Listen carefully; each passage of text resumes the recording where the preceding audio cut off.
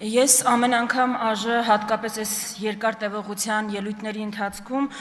պատկերացնում եմ մեր հայրենակիցների զգացողությունները, ես չեմ այս բառից էլ անգամ խուսափի, պատկերացնում եմ նաև գուցե զզվանքի են աստիճանը, որ մարդիկ ունենում են ու ասում են, որ ինչով է էլի զբաղված մեր ազգային ժողովը այն մարտահրավերների պայմաններում, երբ մենք ունենք եւ դրա համար առաջինը մեր քաղաքացիներին եմ ուզում դիմել, հասկանում եմ, որ հոգնել եք, իսկապես հոգնել եք այս քննարկումներից ու չեք տեսնում ձեր շահերի ու խնդիրների արտացոլանքը այս քննարկումների, բայց ես ուզում եմ, որ նաև հստակ պատկերացնեք ինչու է այդպես ստացվում։ Գիտեք, իշխող ուժը ջանք չի խնայում ցույց տալու կամ ապացուցելու համար, որ դա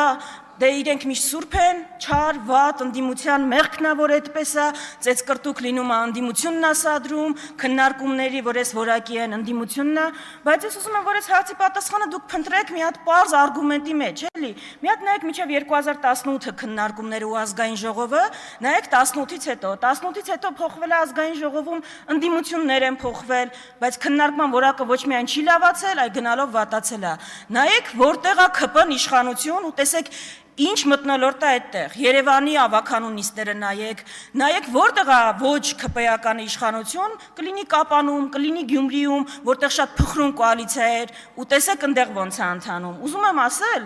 այս երբես գնահատականները տալիս ենք, նշենք հասցեատիրոջը ու նրան ում պատճառով այս քննարկումները այս մակարդակի են։ Ու այս նախաբանը նրա համար էր, որ թողած այս մեր բոլոր մարտահրավերները իշխանությունը ամեն անգամ բանը կոծկելու համար երկրում տիրող իրավիճակը պնդում է, որ ընդդիմությունը զրո ազդեցության ուժ է, դաշնակցությունը գոյություն չունի, 7 տարի է թաղել են, 7 տարի է ամեն օր թաղում են, ու գալիս են, գրանցվում են 30 ելույթ, 29-ը խոսում են ընդդիմության մասին։ Ես ընդդիմությանը ու դաշնակցությանը մեղադրանքներին կանադառնամ, բայց դրանից առաջ ուզում եմ ասել ինչի է տենց լինում, որովհետև ժողովուրդ ջան, այո, երկրում 37 թվի մթնոլորտ է, հեսա կբացատրեմ, դուք շատ հեգնում եք այդ, ինչ է կատարվում։ Ռուբեն Ռուբինյանը ապացուցելու համար իմ են պնդմանը, որ ցանկացած ընդդիմադիր համայնքապետ, ով ընտրվում, ով ձեր համար խնդիր է կալանավորում է, գալիս այս ամբիոնից ցանկ է կարդում ընդդիմադիր համայնքապետերի ու ասում է ում ենք սրանցից հետապնդել։ Առաջինը տալիս է Դավիթ Համբարձումյանի անունը։ Դավիթ Համբարձումյանի, որին 3 վճիռ կայացվեց 6 տարի 3 ամիս կալանավորելու Ռուբեն Ռուբինյանի մոտ տպավորությունն է, որ դուք չհետապնդվողների ցանկը չեք կարդացել, հաջորդականությունն եք կարդացել ում եք կալանավորելու։ Այդ ձեր ցանկում քրեական գործեր կան մարդկանց վրա, կապանից սկսած, այնտեղ համայնք եք նշում, որտեղ իշխանությունը բռնի փոխել եք։ Այսինքն, այս է այս մարդկանց չհետապնդելու օրինակը։ Ուզում եք մեկ օրինակով ցույց տամ, որ եկեղեցու դեմ կատարվողը բացառապես քաղաքական արշավը անձամբ վեհապարի նկատմամբ։ Դուք մի ձայնագրությունով, որտեղ ինչ որ մեկը քահանա նախկին ասում է վեհապարը ինձ ասել է մայրիկիդ վերցրու գնա ցույցի։ Այդ դրվագով դուք քրեական հետապնդում եք, վարույթ եք հարուցել ամենայն հայոց վեհապարի նկատմամբ ու ծաղրում եք եկեղեցու հայտարարությունը, որ չի բան արել, չի անդրադարձել այդ դրվագին, բայց ասում է ձայնագրությունը ապօրինի է։ Ուզում եք մի դրվագով տեսնել որտեղ է, ոնց է երևում, որ դա քաղաքական հետապնդում է։ Իսկ դուք այս մի ձայնագրությունը հիշում եք։ Նիկոլ Փաշինյան, Արթուր Վանեցյան, Սասուն Խաչատրյան հեռախոսազրույցի գաղտնալսման նոր ձայնագրությունը կալանավորել ՀԱՊԿ նախկին գլխավոր քարտուղար Յուրի Խաչատուրովին, թե ոչ խոսակցության առաջին հատվածում վարչապետի պաշտոնակատարն ու ԱԱԾ տնօրենը քննարկում են հարցը, խոսում նաև Ռոբերտ Քոչարյանին կալանավորելու հարցի շուրջ։ Վարչապետ, հիմա նայեք, Խաչատուրովին ուզում ենք տանենք կալանքի։ Խաչատուրովին ուզում ենք տանենք կալանքի, ԱԱԾ պետը վարչապետին։ Հիմա գիտեք ինչ եղավ այս ձայնագրության հետ։ Չէ, դուք վարույթ չառուցեցիք, որ ուզում ենք Խաչատուրովին կալանքի տանել, ԱԱԾ պետը Սասուն Խաչատրյան դա քննարկում է։ Վարույթը հարուցվեց, որ ձայնագրությունը եղել է ապօրինի։ Պատկերացնում եք, այտենց ոչ քաղաքական հետապնդում, երբ Փաշինյանին է վերաբերում։ Մի հատ էլ պարզ դրվագ ես ուղղակի կարամ ասեմ, այդ որ շոուով ներխուժում եք, այդ մարդկանց ուզում եք ծեփեք պոլին, չգիտեմ, դռները ջարդում եք, այդ մարդկանց Միքայել Աչապահյանին ծանուցում ուղարկել եք, որ ներկայանա, ու չի ներկայացել դրա համար եք վեհարան մտել։ Թե ուղղակի ուզում եք այդ շոուն ստանալ, ու ժողովուրդը անընդհատ այդ շոուների առավոտյան պիտի արթնանա այդ շոուների դրվագով։ Այդ է, հասկանում եք, ու ձեր մի քիչ սափրված լինելը, սրտի կանելը ձեզ ոչ ավտորիտար կամ ժողովրդավար չի սարքում, ժողովուրդ։ Այո, ժամանակները զարգացել են, 21-րդ դարն է, գուցե դուք Սադամ Հուսեյնի տեսք չունեք, այո, 37 թվի համեմատ մենք համացանց ունենք, բայց դուք դրանից ավելի ժողովրդավար չեք դարձել։ Էդվարդ Աղաջանյան, հմեկը այլևս մենաշնորհ չունի, մարդը արա Facebook-յան լայվով, կարճ վիդեոյով իր տեսակետը արտահայտի, դուք դրա այդ բան չեք կարող անեք։ Բայց դրա համար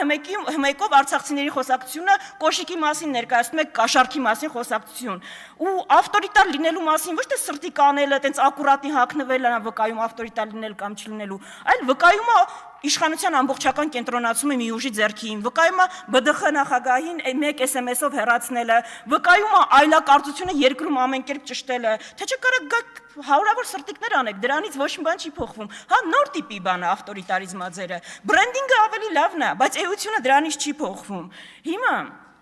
գալով մեղադրանքներին արդեն։ Գիտեք, այս մեղադրանքներից իսկապես ես անկեղծ առանց հեգնանք չափազանց շնորհակալ եմ դաշնակցության մասին ձեր ցանկացած ելույթից։ Դուք առիթ եք տալիս մեզ, մեր հասարակությանը, Էդուարդ Աղաջանյանը էլի ճիշտ է ասում է, երիտասարդներին, ովքեր շատ տեղյակ չեն, ներկայացնելու ու բացատրելու մեր մոտեցումները ու մեր պատմությունը։ Հիմա մեզ մեղադրանքը ինչ էր այս օրերի ընթացքում։ Պատկերացնում եք, դաշնակցությանը մեղադրում էին 88 թվին Սումգայիթի ջարդերից հետո անկախություն չգոռալու մեջ։ Դաշնակցությանը մենակ դրա մեջ էր մեղադրում Ռուբեն Ռուբինյանը։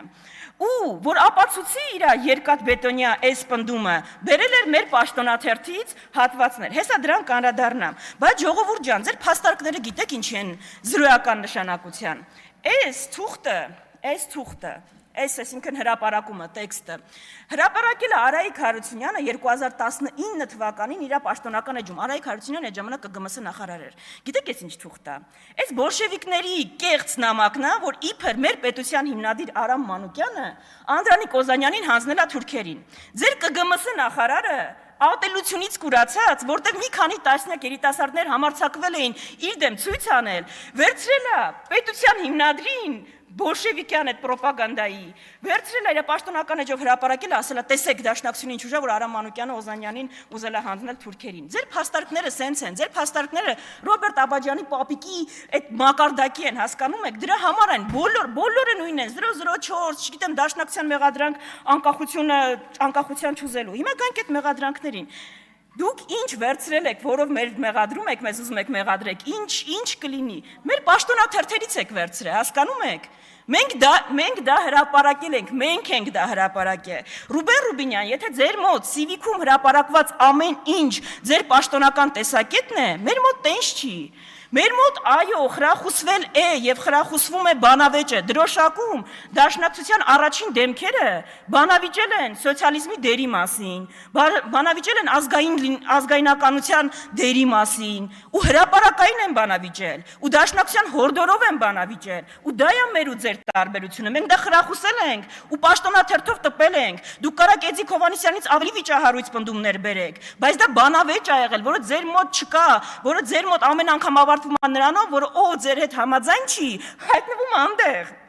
հայտնվում անտեղ, հասկանում եք, դուք մեզ չեք ներում, ձեր հակապատկերը լինելու համար, այդ է ընդհանրախնդիրը, իսկ կուսակցության պաշտոնական տեսակետները արտահայտվում են կուսակցության պաշտոնական հայտարարությունները, ու այս մեղադրանքները, որ կա, ես շնորհակալ եմ, որովհետև դուք մի կողմից դաշնակցությանը ներկայացնում եք արկածախնդիր,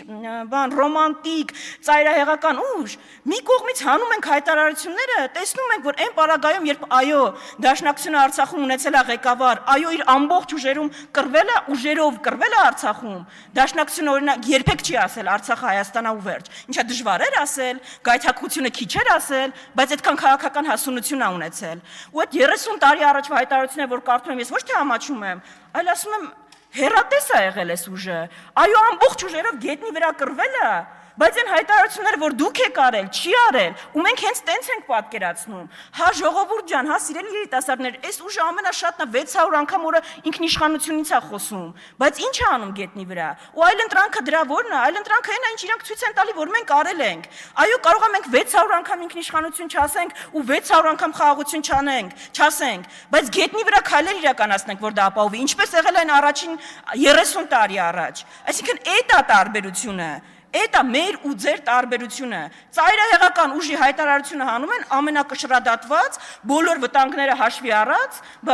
հայտարարություն, Ու մեղադրանքը այնա ընդամենը, որ 88 թվին Սումգայիթի ջարդերից հետո Դաշնակցությունը պարզվում է չի գոռացել անկախ Ժամանակը Հայաստան։ սպառվեց, շնորհակալություն։